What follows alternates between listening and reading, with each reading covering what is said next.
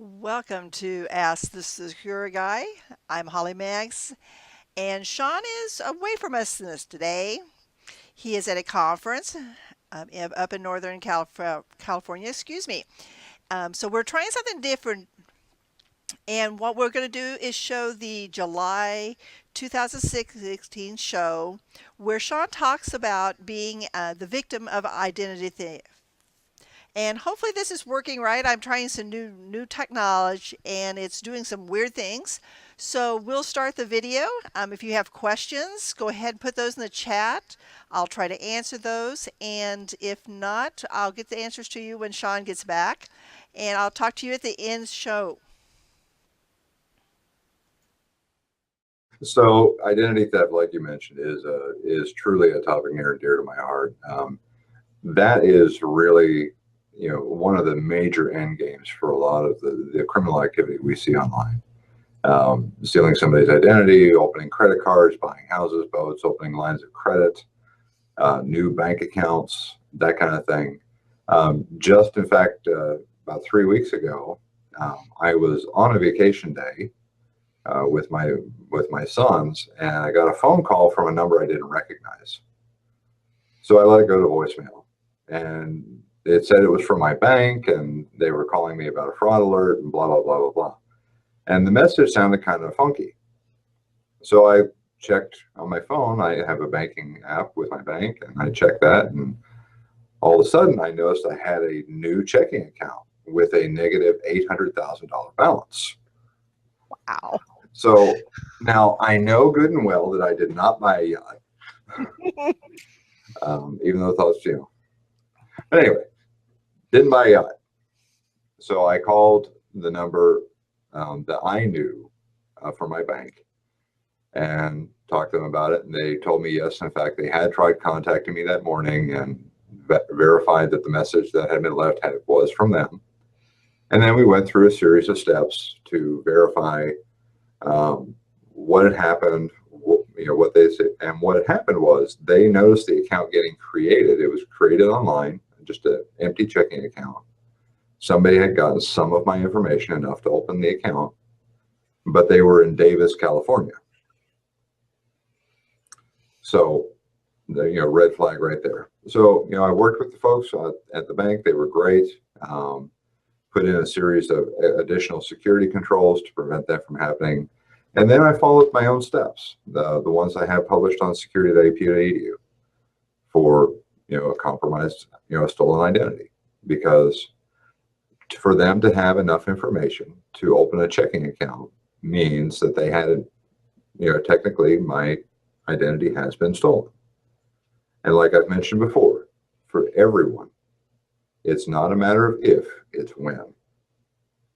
Your data lives online in places you can't control. And one of the things we're going to talk about today is our dearly beloved Internal Revenue Service. Before we dig into that, though, I wanted to go over some statistics. Last year, in 2015, hacking incidents, and those are instances where a criminal actively broke into the electronic services of an organization, has reached a 9-year high of 37.9% of all recorded incidents. Okay. So that is a jump of 8.4% over 2014. So we're seeing a sharp increase in that type of cybercrime. Now, what's interesting was the second biggest was the employee error negligence category was at 14.9%, which is more than double of what was reported in 2012. So we're seeing a sharp increase in the employee negligence category as well. What that means was a simple human error, somebody made a mistake, transmitted a file they shouldn't have transmitted via email. Basic things that you would not think would cause a breach have caused numerous breaches. Now, are we talking? Go ahead. Oh, I'm sorry, Shawn. Are we talking what employees? Are we talking bank employees, credit card employees? Who's the employees? This is general. Okay. So this is just any employee worldwide. Doesn't matter, industry, rank, anything. This is just employee error. So it could be a C-level person who sent an email with a confidential file that wasn't encrypted. That would qualify as employee error or negligence. Down to, any line level staff person doing the same thing. So from a categorization standpoint, we don't care what level of the organization they're in. It's the type of action that was taken that led to the breach is what we're looking at. So another little tidbit, the number of breaches involving Social Security numbers in 2015 totaled 338. Now that's a modest increase of 1.8% over the 325 reported in 2014. However, this involved 164 million records worldwide. So just to give some context around this, that's 164 million just in that category involving Social Security numbers. Wow. Now, when we say worldwide, that's because SSNs can exist in systems outside the U.S., even though they're, its primary use is within the U.S. Right? There are other identifiers for international entities. So really what you could say is that's 164 million U.S. identities. So just take a second to process that. I really don't want to. That's the reason it's so cheap to buy an identity, right? Well, to borrow a line from a movie, the odds are not in your favor. So that leads me to the IRS. This year, I was contacted by a number of people, both here at APU and personally, people who had their taxes filed before they filed. So what that means is somebody got a hold of their identity, W-2 information or enough information to fake it, and filed tax returns on their behalf. And generally, what the criminals went after was a very large refund. Now, this is usually a two-step process. What will happen is they'll request the refund check will be sent to your house, they'll contact you through a different means to extort it out of you. Nice. Yeah. But the IRS, because of their own breach in 2015, has been doing actually a very good job of working with people who are reporting these to rectify the situation. Volume aside, all the reports I've gotten back from folks who've had this happen have recorded a very positive interaction with the IRS. I know that's something you will never hear me say out loud. But I have to acknowledge that the IRS is doing a good job with remediation, even though they did a very poor job at preventing the barn door being opened in the first place. So let's talk about this breach. Last year, the IRS initially reported 100,000 identities, taxpayer identities stolen. That included full name, date of birth, social security number, mailing address, all pertinent contact information, including social security number. And it opened access to they had a tool going then that they've since shut down that allowed a criminal, if they had that information, to go line by line and get all of your financial information that you were reporting. So anything that you reported to the IRS was available to the crooks, period. So if we look at it in context of total U.S. population and 100,000 people, it's actually not bad. It's kind of a drop in the bucket. Well, then a few months later, it went to 334,000. And then a few months after that, it went to 700,000. So at this point, it's really safe to say we don't know how big this breach is still. They're under investigation. It was interesting. There's a quote by the IRS Inspector General who says, computer security has been problematic for the IRS since 1997.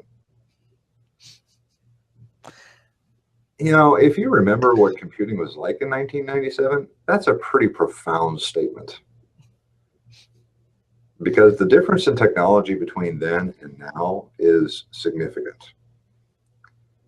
And for the IRS Inspector General to go forward and make that statement is pretty telling, because this organization is one of the biggest repositories of that, your everything about you plus your financials, period. Run by the lowest bidder. So, if you're a victim of, especially one of the tax fraud events, follow the steps on our stolen identity page on security.ap.edu. The FTC also has an outstanding website now. If you just search identity theft FTC, their page is really, really well done. I went ahead and I filed a police report. I filed with the FTC and went through all the steps there. And like I said, followed my own instructions. But it's the process for dealing with a stolen identity has gotten so much better than it used to be. And we have continually kept up the steps on security.ap.edu on how to deal with it once it's happened. So is it going to be a little intrusive? Yeah, it's going to took me maybe 2 hours tops to go through all the things I need to go through. But I also signed up for LifeLock while I was at it. I've mentioned that on the show. Now I'm a customer.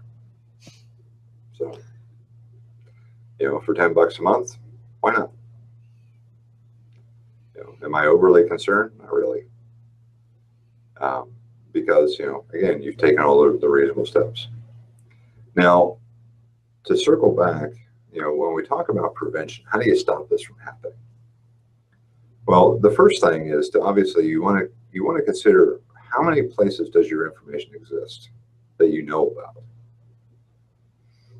Because at the end of the day, they are the custodians of your data. The IRS is one of the biggest.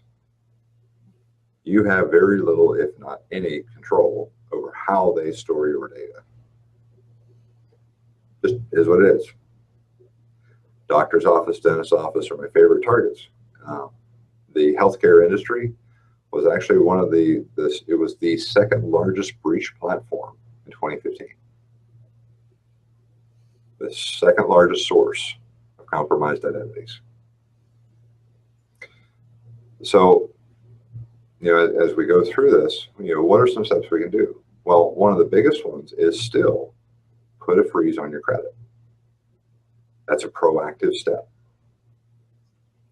Now, it wouldn't have stopped a new account creation like was in my case, but it would stop anybody trying to open a credit card, take a bank loan, buy a house. So any of those significant problems that can be very hard to undo and can take a while, a credit freeze will just stop it flat out from even starting. So there are steps you can take. Another thing, and I know we beat this horse to death, Holly, is make sure that you're using individual passwords on all your different accounts and use a password manager to keep it all straight. But your personal email account is your single most important account, because that's where all the password resets are going to go. That's where a lot of the personal information can be found about you if somebody were to compromise that account. All they have to do is read. And your social media accounts, and what I found is people who use one password for a lot of different services have them all linked together anyway. Mm-hmm. So if somebody wants to do research on you, spend a whole 5 minutes, they could probably answer most security questions about you. Which leads us to another oldie but goodie, Holly, and I know this is your favorite, is with security answers, use fake answers. Fake answers works great. Record it obviously somewhere safe. But in my LastPass account. Yep. I know people that do that per account. They have different fake answers per account. That's a great way to go. I started doing that, but then it can get confusing at times. So, I mean, they're all laid out and everything. So yeah, but I've done that. I've got some Yeah, different, answers for different sites. right. So, just to close with, if identity theft happens, there are steps you can take pretty quickly um, to really shut it down and move on with life. It doesn't have to be the end of the world.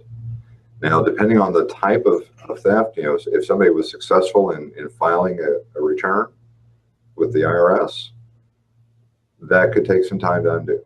But again, the IRS is actually doing a very good job this year of dealing with those incidents.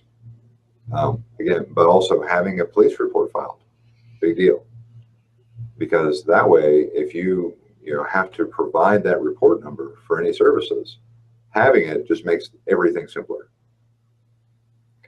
In my police department, I submitted the whole thing online.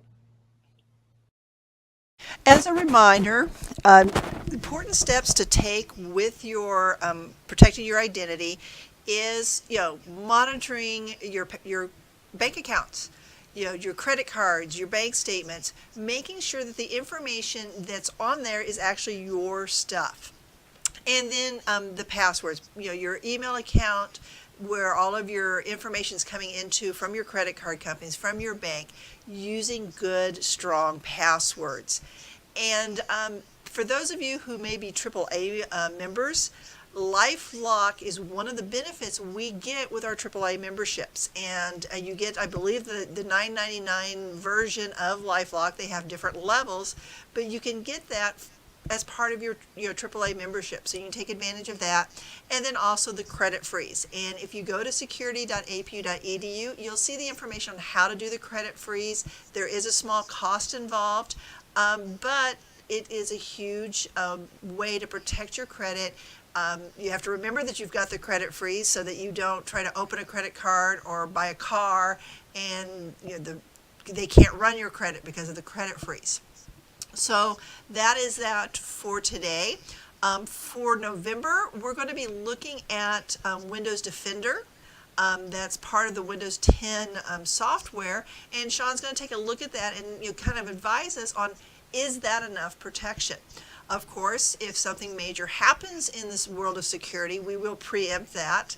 But then again, we want to, with the latest and greatest news. On October 11th, hang out with IMT. We're going to be featuring our project management team. And then we have a very special Final Friday wrap-up coming on the 28th of October. You definitely want to catch that one because we're going to be making an exciting announcement, some changes that we're making there that I think people are going to enjoy. So that's it for today. If you have any questions, you can always email iso@apu.edu. Have a great day.